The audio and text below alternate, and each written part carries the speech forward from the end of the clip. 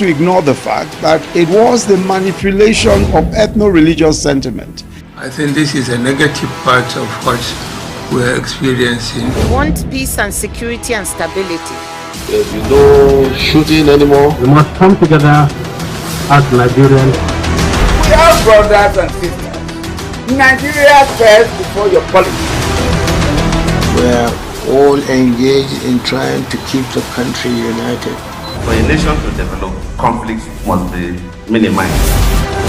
Peace and stability is extremely important for us.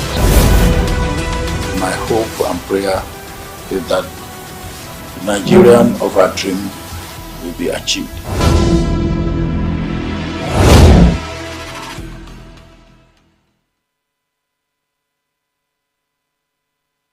A very warm welcome to all of our viewers here in Nigeria and around the world. I'm Uyag Mofwegbe. It's always a pleasure to have you join us here on Global Television. We're in Abuja, Nigeria's capital.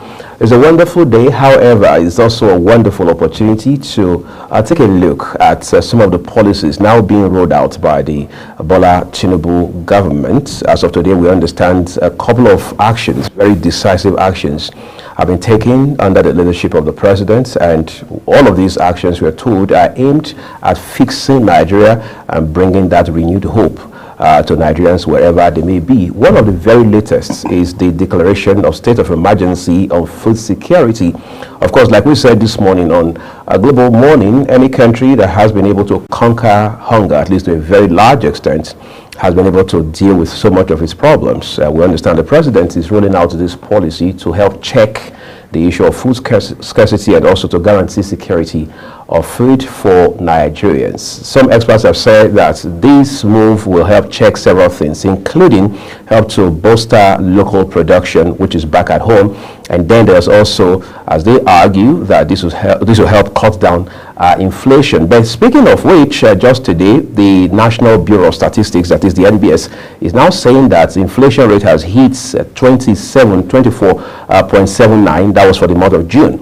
That also means that there's pressure economically on Nigerians overall. But then the question is, what exactly are the implications of this policy as far as the agri space is concerned? Recall that the issues Nigeria as a country deals with are hydra-headed. We have the issue of the Naira getting weakened against the dollar every other day almost, and we have seen the Central Bank of Nigeria try to rejig the fiscal and monetary policy mechanism to help check this challenge. Of course, when the president was sworn in on the 29th of May as part of inaugural speech, he said that fiscal and monetary policies need house cleaning.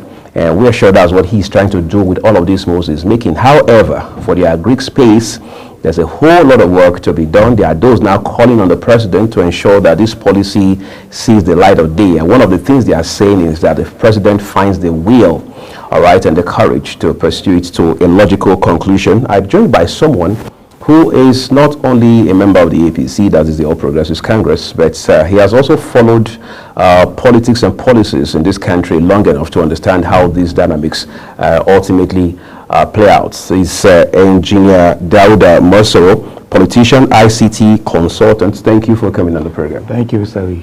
Great. So I'm just going to start out with the issue of inflation.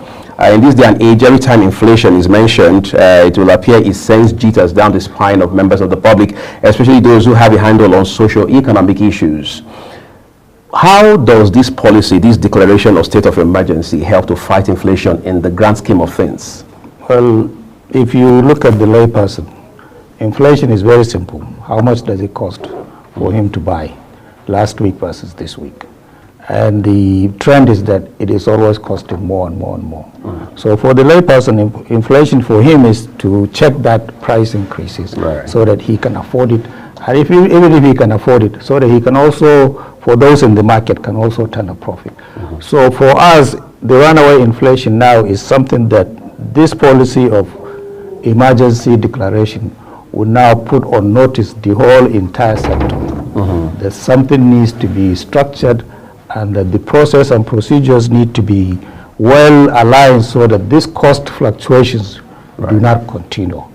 And if we can keep it in one position, then now we look at how are they as far as the population, how are we now going to afford the food, and how are we going to be able to, participate in the market? How are we going to participate in the sector? So inflation really has been, even before this government, we all acknowledge, has been a problem. So it is time now, hopefully with this policy, it will now bring a small sanity into the market, and that will bring down some of these things. We've seen interventions in previous governments in this same area of agriculture, several of them. For example, under former President Dr. Goodluck Jonathan, we are seeing Dr. Akinwumi Adesina, now President of the African Development Bank, do a lot of work within the agri space, trying to integrate technology to help drive growth in the agri sector. But most of these things do not seem to be sustainable. Why do we have that peculiarity? Well, I will tender a guess, just to say that as a user and a participant in the market, the idea of us just bringing technology to solve the generic problem is now going to, catch on. It will help, but it will not catch on. The reason why is because our agricultural sector is no longer attractive. So the first thing the government needs to do is to get that interest that needs to be surrounded around agriculture so that our people can now go back to the farms. If we go back to the farms, then now we can now deploy technology, education, training now to help us, get a better yield, get a better production. But if we just bring technology and we don't do the basics, just to bring people back to the farm, I don't think it will sustain, because there is nobody on the farm. And there are several issues why we are not interested in going to the farm. Oil is one, conflicts, security is another, transportation is a key component of food. It is very, very bad in most places, especially in villages and rural areas. So those are the things that this government needs to look at in this emergency. How do we mitigate this single, individual problem so that collectively it can now bring us back to the farm? And we can have food security.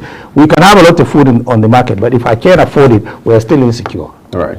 So it needs to be where the government now focuses on those things. Let's look at the two ends, the public sector and the private sector, right? Do you think this policy actually holistically integrates the private sector, because we have key private players in the agri space, the value chain altogether? Absolutely. Does this policy take that into cognizance in practical terms? It did, by saying that it is going to look at how we are going to bring funding resources in terms of money into the sector. Because a local farmer needs to buy certain things to begin. Most of us cannot afford to do that. So when the private sector comes in, the private sector can shoulder that responsibility. We will allow you to use some of this funding to begin, and then you will pay us back. So we need a credit system or a loan system, or however this policy is going to, fathom it out. It needs to be there. So private sector has to play a role. If it doesn't, there is no money in the system.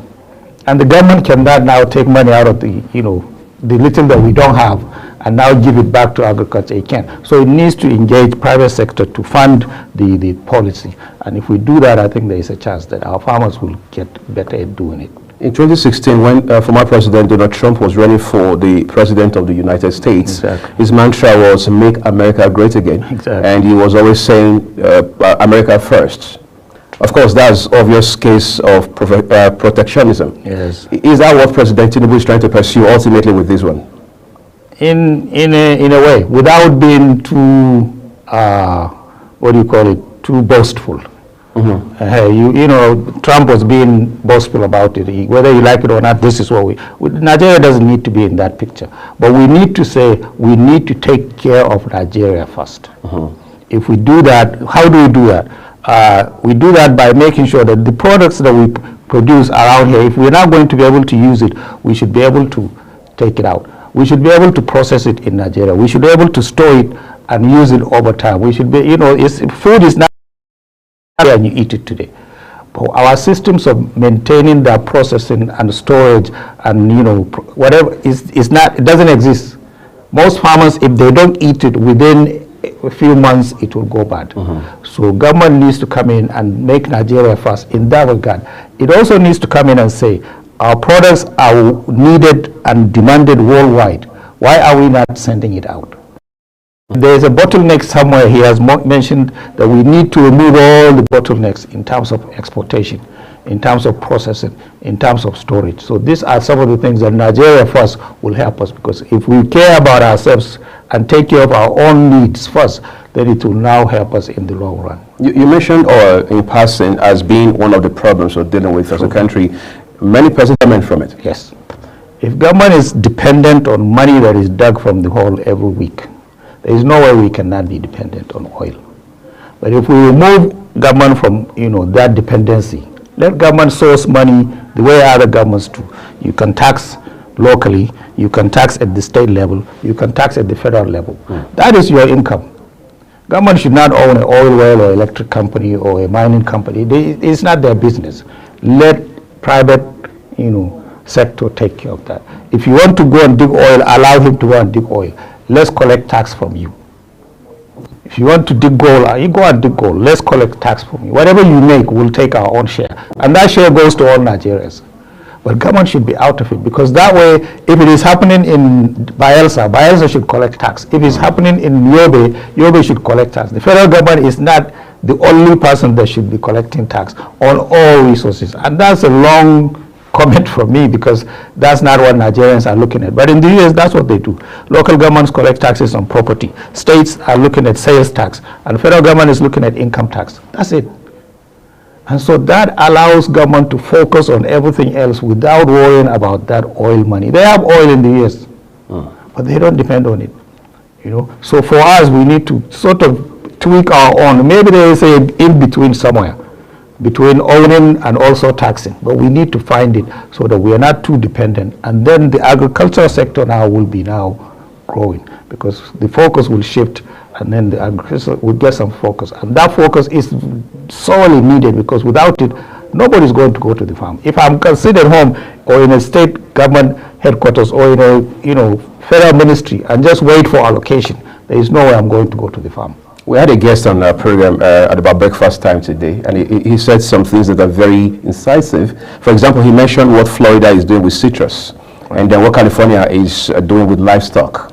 Those are very interesting stories. And in 2019, the now suspended Central Bank of Nigeria governor, Mr. Godwin Emefiele, had talked about how that Netherlands, a country practically smaller than 90 states, is doing over $100 billion from one product, all right, within the agri space, for instance. Are we using these countries as a model to help drive our own growth in Nigeria? We didn't copy well, and we didn't have, let me not say it as a blemish on the past leaders, but let me put it correctly. We didn't have the people that have the foresight, because nobody in Nigeria can do anything without leadership.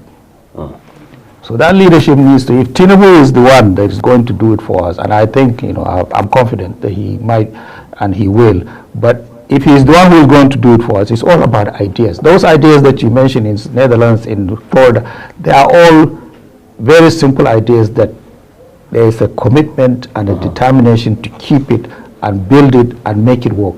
Ours, when we start something, if someone moves and another person comes in, it falls apart. It's interesting. I want to really drag into all of this today, but it's unfortunate time isn't our friend. We're going to have to find a way to just stretch this conversation further, because it has several angles to it. I'd like to thank you so especially, Engineer Dauda Mosero, for coming on the program. We can't thank you enough. Thank you everyone for being part of our discussion today. Several conversations continue here on Global Television. I'm Uyi Agumofwegbe. Enjoy the rest of your day.